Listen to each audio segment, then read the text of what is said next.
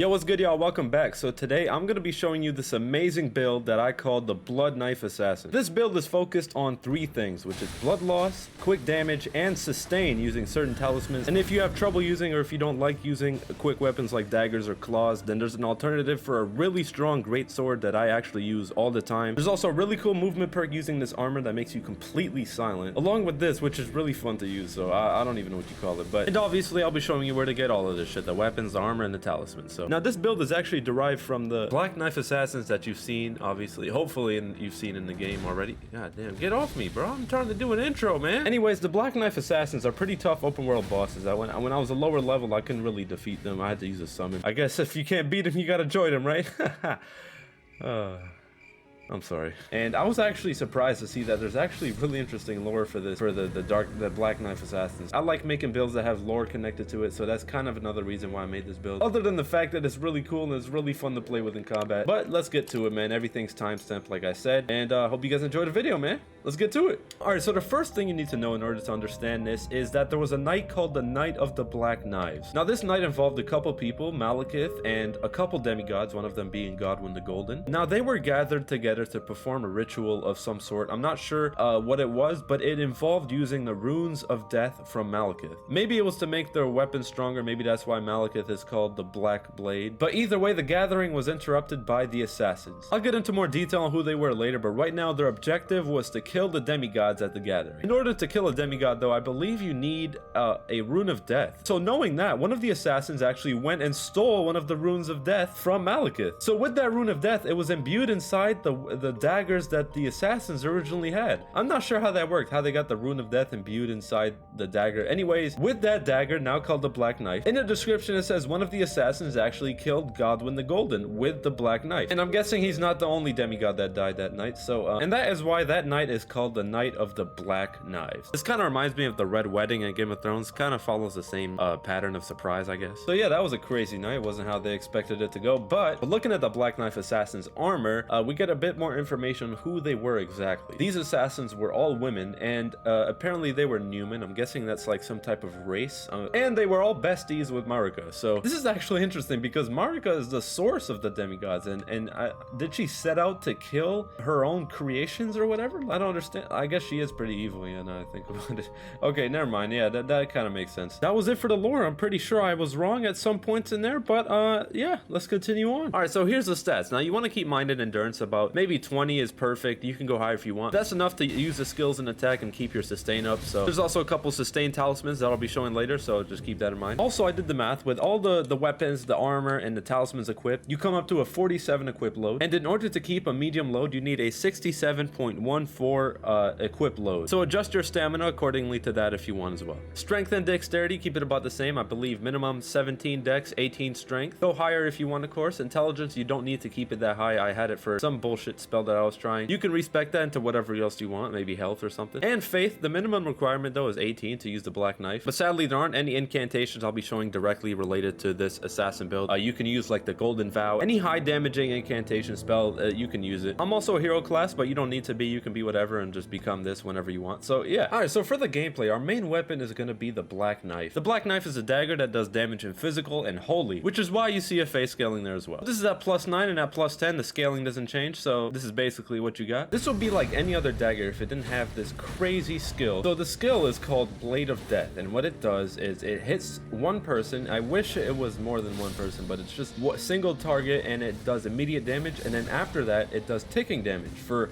a pretty long time. I believe it's like 5-6 seconds. And it also decreases their maximum HP, which I'm not sure if it's very useful against like bosses unless they heal or whatever. I'm guessing, now that I think about it, in PvP that could be really important. So this is the first time I actually use a dagger in these types of games, and there's 100% some pros and cons. You're definitely attacking more quickly, and that ability to get one quick hit in and then roll dodge, you can be really efficient using claws and daggers, but I just feel like it takes a lot of practice, man. And the biggest con I came across was the range of motion. Now usually with a Greatsword I was able to stagger multiple people with one hit. But with a dagger, you'll hit one person, hopefully, or maybe two if you're really lucky, but that kind of sucks though, because if you're surrounded, you can't power through. You gotta escape and like single them out type shit. So, but I can't be mad because that's when the assassin is. I guess that just goes to show it's all preference, and I really like this build, but I'm having a hard time with it. So that was a quick analysis of what I've been experiencing using this build. Let's move on. All right, so now for double daggers. Now a single dagger is already hard enough, so I'd imagine double daggers is a lot harder. So obviously more damage is dealt, but it's a lot more risky.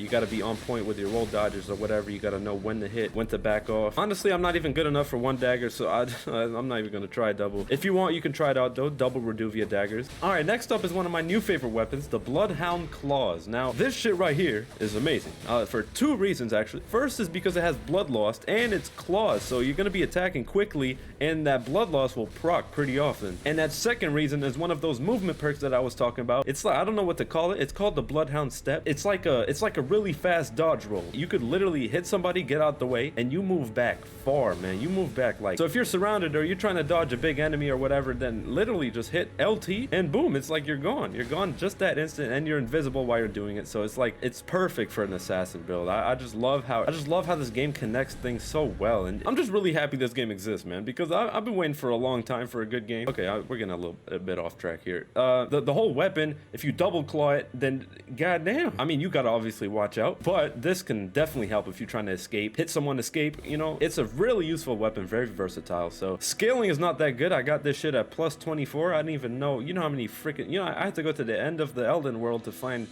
fucking stones for this shit. So now if you're like me and you're not really good with quick weapons and you prefer a Greatsword perhaps, then this is it for you, especially because it's themed to an assassin. So this is the Bloodhound's Fang. It's a pretty good scaling in dex and strength, kinda, and it has blood loss, so if you can proc it, that's a lot of damage coming your way. But what's really important about it is the skill. So the skill is the Bloodhound's Finesse. You do a quick attack and then you backstep. After the backstep, you can go in for a second attack. I just love how sneaky this weapon can be, and you can add it to this build or any build you want, and I just love it, man. I've been using it ever since I found it. So, and I promise you, once I find Millennia, I will beat her ass with this shit. I don't care how hard people say she is.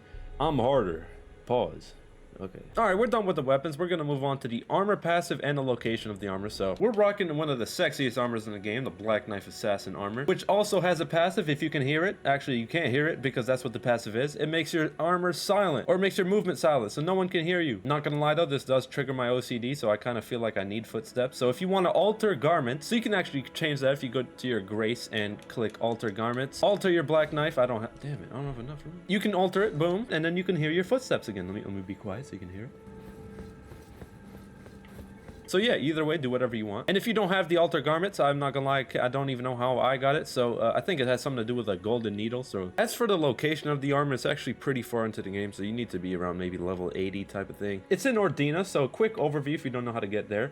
You need the Dectus medallion to get to the Altus Plateau. Make sure to search up if you want to find where to get those. Make your way to the royal capital somehow. Capital Rampart, East Capital Rampart, head on the bridge. Grand Lift of Rold, make sure you have the Haligtree, the secret medallion. Search up where to get those as well. And then you can easily find your way to Ordina. From here, head up straight, turn left, and then go around the building. Then you can jump off here, and the armor should be right here next to the Black Knife Assassin. And it's pretty sad. I don't know what happened to him, but yeah, and then you get this sick ass armor. All right, so now we're gonna get into the talismans. I'm gonna show you each one what they do and the location for each one at the same time. So for sustain, we got the Assassin's Crimson Dagger, which on critical hits restore HP. So every time you get like a backstab or a riposte or something, then you get HP back. And the location is in the Death Touched Catacombs in Limgrave, whatever. I think that's a Black Knife Assassin, so just, you know, do your thing with him. Next up is Assassin's Cerulean Dagger, which restores FP on critical hits. Now this is a lot more important, especially since if you don't have that much FP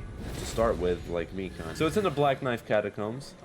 So after Godric, if you go to this Grace Laramie Highway South, follow the path, follow this one through the forest, just follow this path after, make your way in through here. Right here is where it splits off into the right path, so just make your way all the way to the Black Knife Catacombs. And finally, the easiest talisman to get, you probably already have this, the Carian Filgreed Crest, which lowers FP consumed by skills. Now I'm using this because I used the fast roll dodge, the Bloodhound step, but you get it from EG, the big giant that you see on your way to the Carian Manor. But for me right now, he's in the round table, so all you gotta do is just buy it. But that was it for the talismans. Let's move on to the weapon locations. All right, so for the location of the Black Knife, it's in Altus Plateau, so it's gonna be in the Sainted Heroes Grave. It's actually gonna be in front of it, so you don't even have to go inside. All you gotta do is fight the Black Knife assassin that's sitting in front of it, and he'll drop that. But in order to get there, you can either take the Grand Lift of Dextis, so you need both Dextis coins, left and right, or you can go through here. So start from the ravine and make your way to the Ravine Veiled Village, go inside, make your way, and then you're gonna come out somewhere on this side. In order to get here though, I'm pretty sure I struggled trying to jump down from here. So I started from the Windmill Village. So from the Windmill Village, all I did was take this path all the way down, and it brought me in front of him. So, all right, next up is the Bloodhound Claws. Now all you gotta do is, from the Altus Plateau, you're gonna wanna probably go from this side all the way down into Mount Gelmir, which is just head west, and then eventually you get to the Volcano Manor Grace. Now from here, all you want to do is head into this door right here. Go down into the dark area, use watch out for the enemies, keep going straight all the way down, keep going straight all the way to this dude. As you can see, he has the Bloodhound Claws on him, but the item is right here, so just pick it up. You don't even have to kill him if you don't want to, but and then you will get the Bloodhound Claws, which is my favorite weapon to use, the most fun I've had in a while. So yeah, that's it. All right, so now for the Greatsword, the alternative to this build if you want to use it, the Bloodhound's Fang. So this is actually one of my favorite weapons. So for the location, it's actually really close from the start. You can actually go south, just stay on the green area. You're going the right way if you see this grace, and just keep going south, and you'll find it here eventually. And then you're gonna have to fight a boss. Sadly, I cannot help you with that, but I believe in you. And we're done, man. I hope you guys enjoyed the video. If you did, make sure you drop a like and subscribe to the channel. Turn the noties on, because I'll be dropping a part 2 to my Black Flame build after I beat Maliketh, of course, so which I'll be doing after this video goes up. And like I said, I will beat Melania's ass. I'm going for a no-hit run, so just watch out for that video as well. If you guys got any questions or recommendations for weapons that I can use with this build, or any other build recommendation, whatever, man. I appreciate you guys all commenting on the video and talking between yourselves, so if you got any suggestions, just leave them in there. But yeah, that's it, man. I'll see y'all next time, and I'm out. Peace.